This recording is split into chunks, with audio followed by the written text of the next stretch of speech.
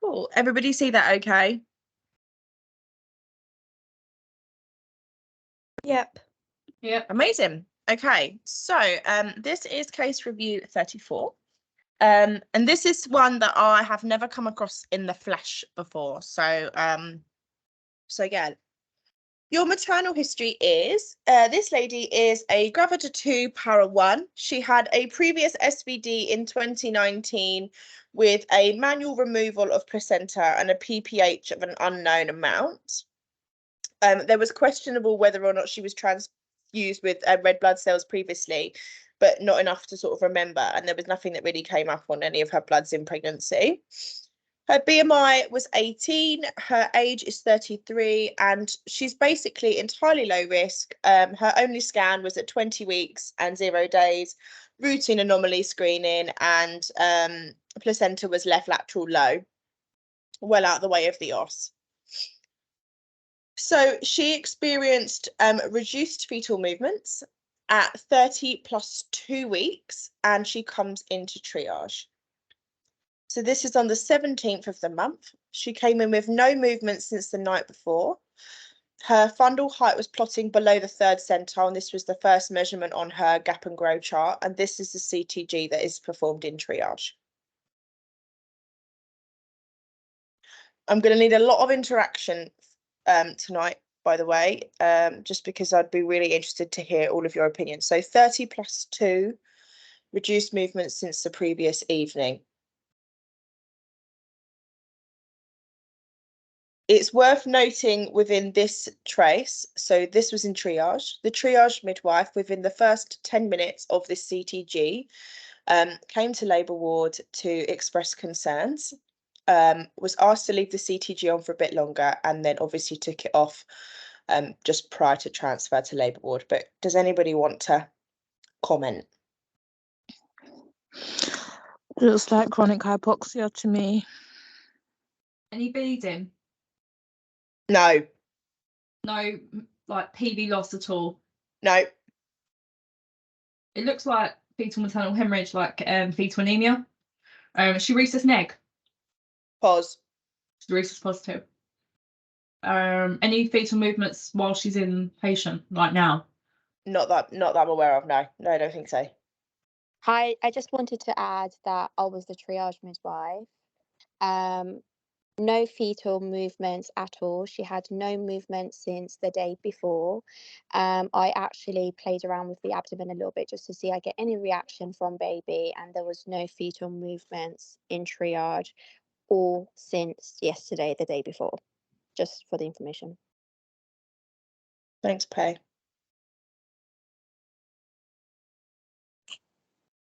Yeah, it does look like chronic hypoxia, and it looks a little bit sinusoidal as well. Yeah, so what's our plan then? Section. She needs to go to labour ward, and she No, probably straight needs to section. theatre. Section. Straight to theatre. Yeah. Section? How quickly do you want to do a cesarean? The thing is, this is Max your out. argument. Because she's 30 weeks, that's the only argument you've got, is that she's 30 weeks. So would you want to do potentially like steroids, Magsolf, etc. first? You need to speak to the neonates.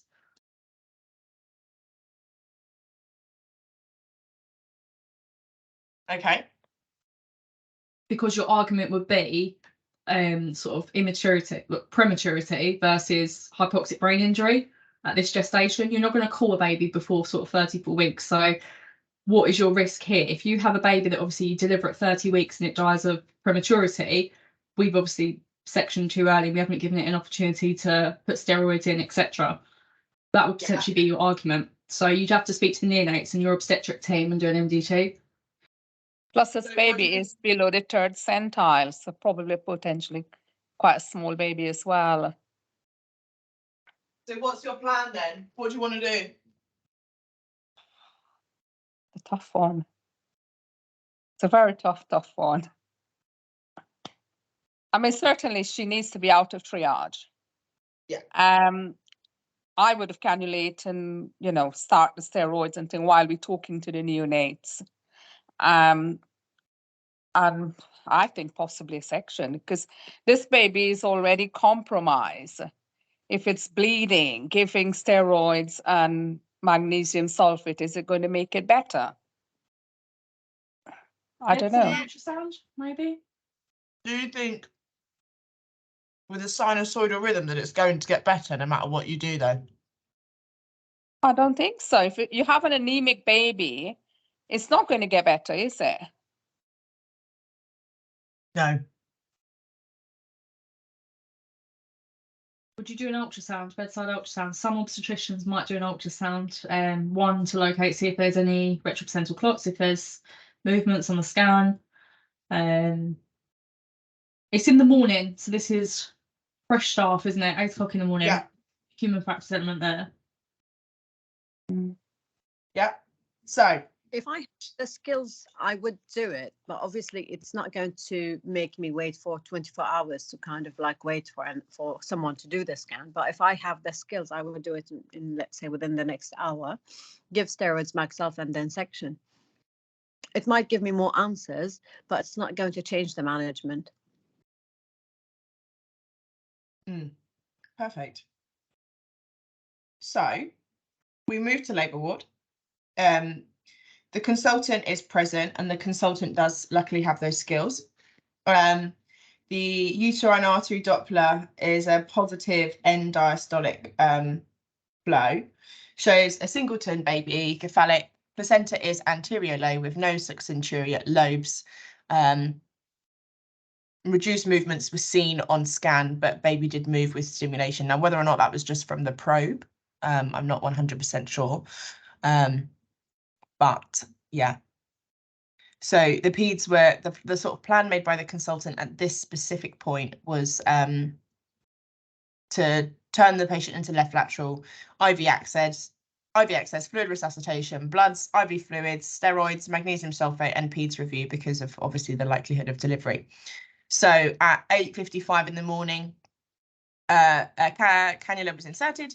And fluids were started. At 9 o'clock, the obstetric registrar came in and consented the woman for a cesarean section prior to sort of making the final decision, just based off of obviously what we've seen so far. She was turned to left lateral at 9 o'clock. Steroids were given at 09:06. Magnesium sulfate was given at 09:08. And then at 09:10, there was question as to whether or not the CTG was normalising. And just going back to that question again, if you've got baby with possible sort of fetal anemia, sinusoidal trace, do we really think that this is something that's going to recover and get better? No. No. We've If it already got does- an anemic baby, so it's not going to, if that's potentially what we're thinking. Yeah. If it does get normal, then you know it could potentially not be fetal anemia, and actually it's might be cord sucking, it could be thumb sucking. Because if it's an anemic trait, it's that pseudosinusoidal first. If it does start normalising or you have accelerations afterwards, you know actually that's that pseudosinusoidal rather than a true sinusoidal rhythm. But because you've got quite a lot of loss of contact here, sort of difficult to interpret really.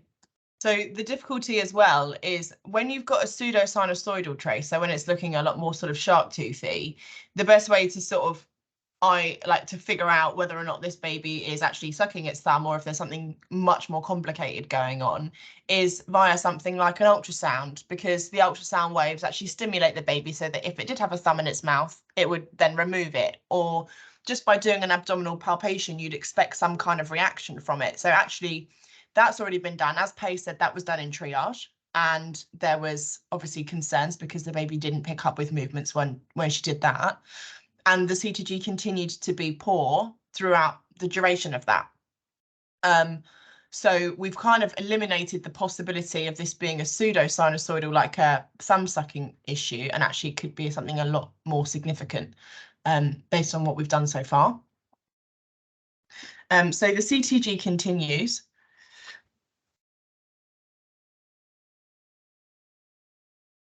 And at 09:35, the decision was made for a category 2 cesarean section, and then pre-meds were given shortly afterwards. Thoughts on this? Does it look better still? No, looks vile. Someone say it looks vile. Yeah, that was me. It looks awful. It looks really bad. Yeah. Why cat 2 and not cat 1? Cat 2 gives you longer, so why are we thinking giving this baby longer? It's a very good question. But does it need to be a GA? Doesn't need to be a cat. Sometimes with cat 1, we just automatically like go all guns blazing and rush for a GA when actually they could just do a quick, timely cat 2 with a spinal, have a proper MDT discussion and make the experience better for the woman. Then you've got that human factors element. You're 9:30 in the morning. I'm hoping you have quite senior staff on. So you hope you have a more senior consultant. And it's that decision again. You shouldn't always do a cat 1 GA every time. I know it's sort of in our practice, isn't it? We've got into that bad habit, but we should 9 o'clock in the morning. I'll be expecting us to have a senior anaesthetist on who could have made that decision to do anaesthetist. She's got a low BMI, so that couldn't be an issue in regards to sighting the spinal. But then you've got that risk factor of sighting the spinal or sighting the GA and that impact on the fetus as well. What are we expecting when that occurs? Put something in the chat as well. Hold on. Was there a calculated STV on the computerized CTG? Say that again, sorry. Was there an STV available? Did we do STV? No, because the initial CTG when she came to labour ward wasn't put on Dawes Redman because the idea was she was going to be transferred to theatre quite quickly. At the start of this CTG is when the Dawes Redman was started, but obviously the full 60 minutes hadn't gone by before we transferred. Sorry, she did have a SCV. She had a Dawes Redman in triage and the SCV was 3.1, but it wouldn't have been a 60-minute, it would have been the 15-minute one. Yeah, 20 minutes. but STV is not valid unless it's been on for 60 minutes and it I know, wasn't I'm on just for saying because you said that there was no Dawes Redman. There was a Dawes Redman done in triage, and it has been documented that the SDV for the period of 20 minutes that she was on CTG was 3.1. But I'm just saying that it wasn't a 60-minute trace. Yeah, but that makes it completely irrelevant. Because if the STV's not been going on, if you can't get an STV unless it's been on for 60 minutes.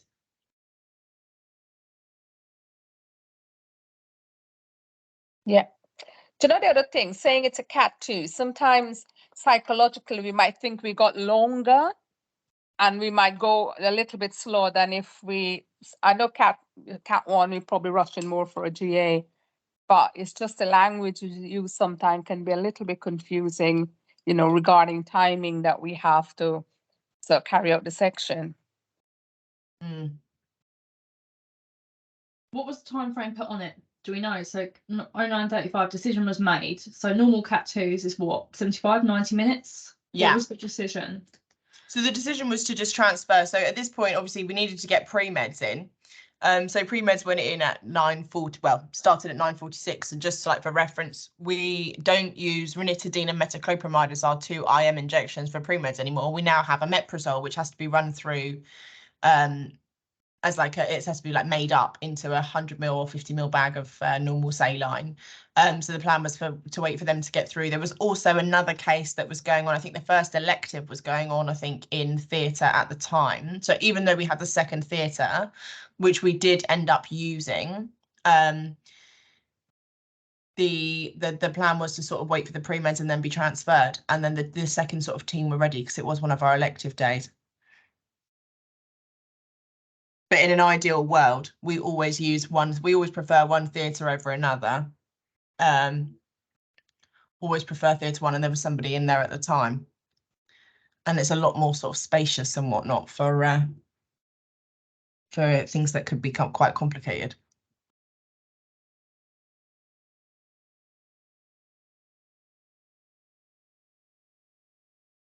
Cool. So we moved to theatre at about 9:55. Got there for about 9:59.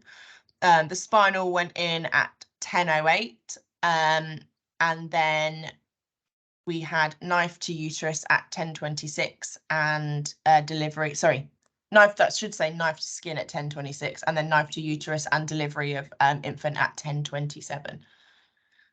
The quality of the trace was poor at this point, purely due to obviously having to sort of catheterize, and the fact that a first-year student midwife on her first day ever on labour ward was there supporting with the fetal heart rate whilst the case midwife was trying to catheterize. Were the neonates aware that we potentially could need blood for resuscitation? They were Right. not.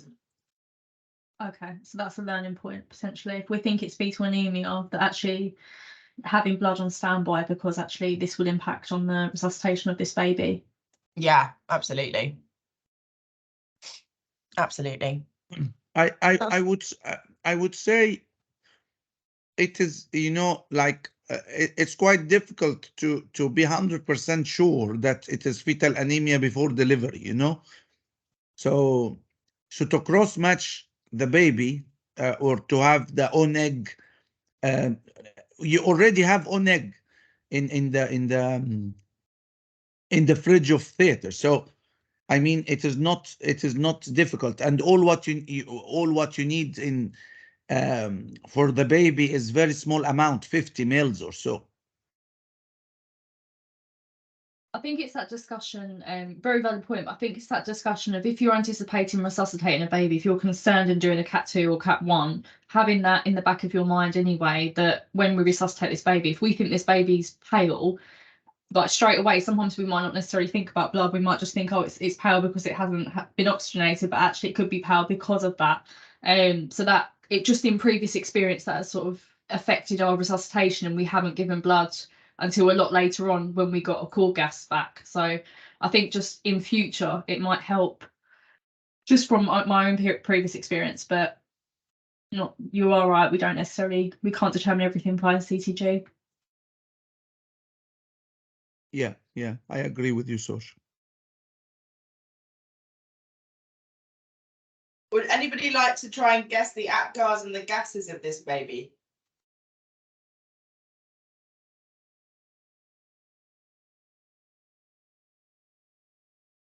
I think there's a lot. It's a little bit difficult because it's not, you know, hypoxia. This is like anemia. So I think the game is a little bit more tricky in this situation, isn't it? Yeah, absolutely. And I think as well, you know, like a couple of people said at the very beginning, your initial thought is you've got, if you think about it from a physiological perspective, you've got a raised baseline for gestation, arguably. Obviously at 30 weeks, we would expect it to be the sort of higher 140s, 150s, if not possibly 160. But you do have a slightly sort of raised baseline. You've got lack of accelerations. You've got no decelerations, but your automatic thought, I think, sometimes could be chronic hypoxia. So if you were thinking of that, your cord gases would possibly be slightly on the lower side, but actually normal because the baby's got used to that sort of toxic environment. But because we've established the fact that actually this could be something a bit more complicated, or actually as a result of like fetal anemia or fetal maternal hemorrhage, what would we anticipate in a case like this?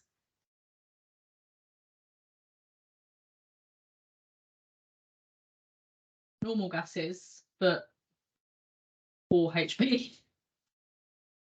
Okay, so HB, what are you suspecting? We aim for most neonates to be sort of 18 to 22, don't we? So if we're thinking about fetal anemia, anything less than that, so if you're sort of thinking about that 8 to 10 range, and that would obviously impact on our resuscitation of this baby and it oxygenating itself initially for that resus.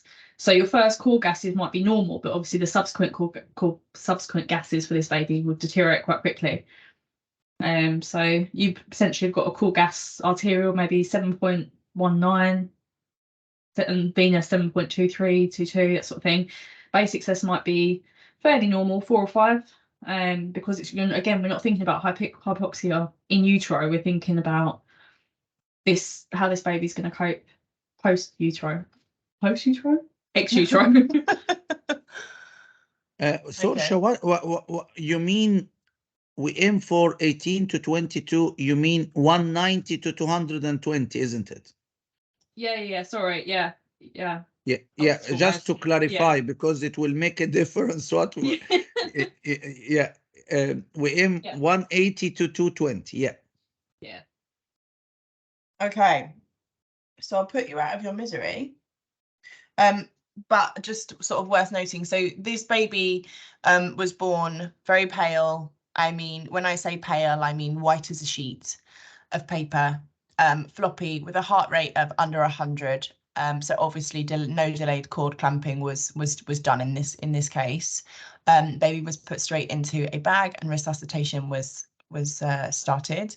So this baby had 1 set of ventilation breaths, followed by 3 sets of ventilation breaths, which then continued, and oxygen saturations were, oxygen levels were sort of increased depending on the sort of the need for it. Baby did start to make some spontaneous respiratory effort, and was grimacing, but didn't require intubation.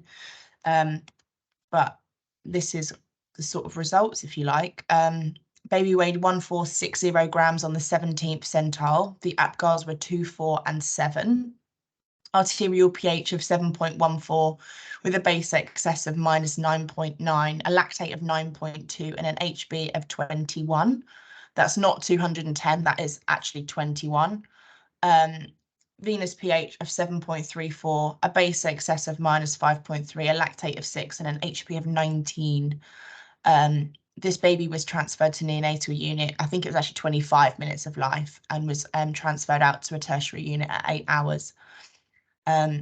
Once we'd taken maternal Kleihauer about 6 hours post-delivery, we discovered that there was plus fetal cells in maternal blood. So the Kleihauer confirmed that this was actually a case of fetal maternal hemorrhage. Was the placenta sent? It was indeed. Is it back? Yeah. Pardon? Is it back?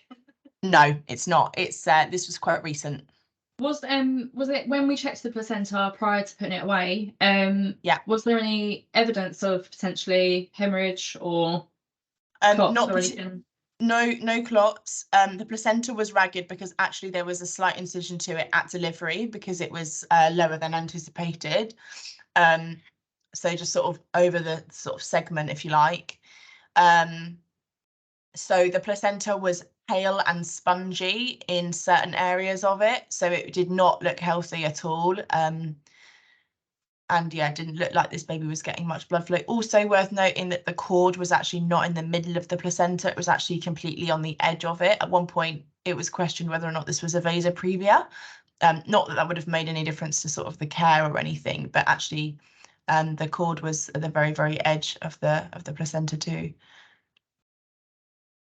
So I will keep you all updated when we get the results from the placenta back. When they did the 28-week appointment, Yeah. and they did fundal height measurements, was there any indication this was an IGR baby then? Just because No. the sounding of that placenta sounds like obviously this was probably an infarcted placenta, sort of not well-grown baby from 20 weeks. So be interesting to see what that fundal height was. It wasn't done. Okay, interesting.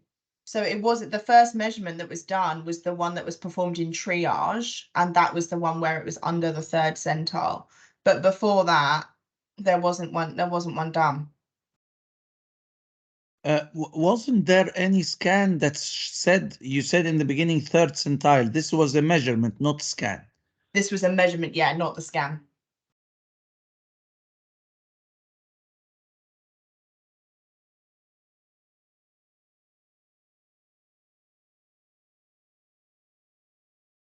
Interesting case.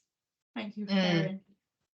And quick, Yeah. well done to the team as well, because it seems like very quick from her coming in to obviously her delivering. That's very quick. So well done to the team as well.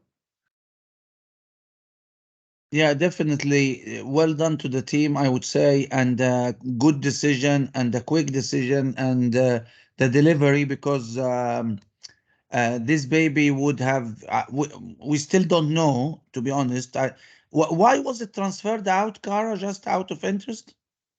So once they'd done the initial, obviously the initial cord gases were done, they were done within the first 20 minutes, but they were done by the midwife in charge who came in to assist because the case midwife at the time was scribing for the resuscitation. But they were done within the appropriate time frame. But basically the baby was admitted to SCBU and the cord gas actually dropped. So they did they put a UV, is it UVC?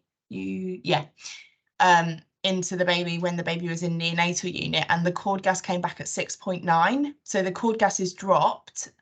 They were then repeated and improved, but the baby had 2 blood transfusions in SCBU.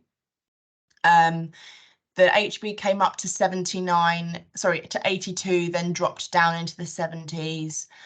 So it was just due to like instability, essentially. The consultant at the time called for advice from a tertiary unit, and the tertiary unit was the ones that I think recommended the transfer.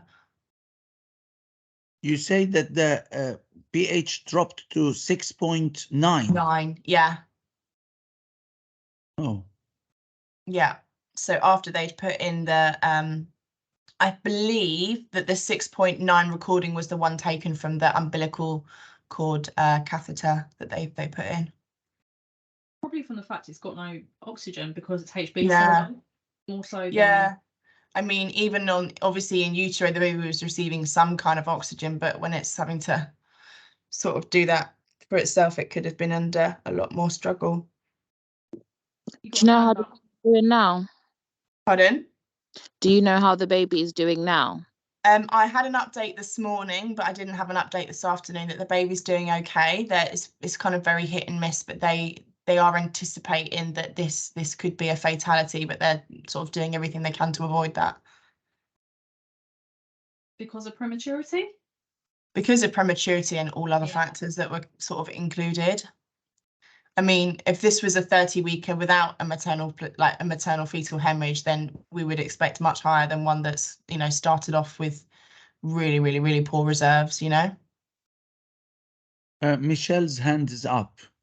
Yeah, can you hear me all right? Yeah. Yeah. Yeah. So I was just going to say that the baby ended up, the blood results of the baby was pancytopenia. Platelets were like 70 odd. So it seemed like the baby had lost so much, was in DIC. Oh, I didn't get that update. Thanks, Michelle. And also there was some delay with the decision of whether to go for spinal or a GA because of the mum's platelets had dropped, and there was delays with the lab of actually getting the current platelet result back. I was also talking with Miss Alan Cower just to give some insights from a fetal medicine point of view. She was saying that sometimes this is caused by parvovirus. So, I mean, we need to know the reason of that. Is it a fetal maternal hemorrhage, as mentioned, as the primary cause, or other viruses that caused the severe IUGR with the pancytopenia? So yeah, it is a very, very interesting case that I must admit we don't see it so often.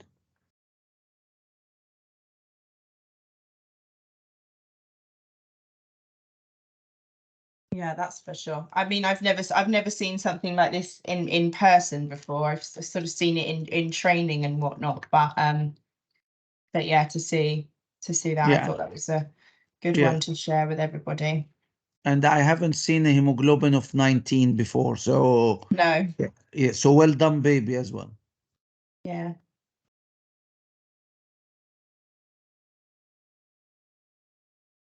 Well, thank you, everybody.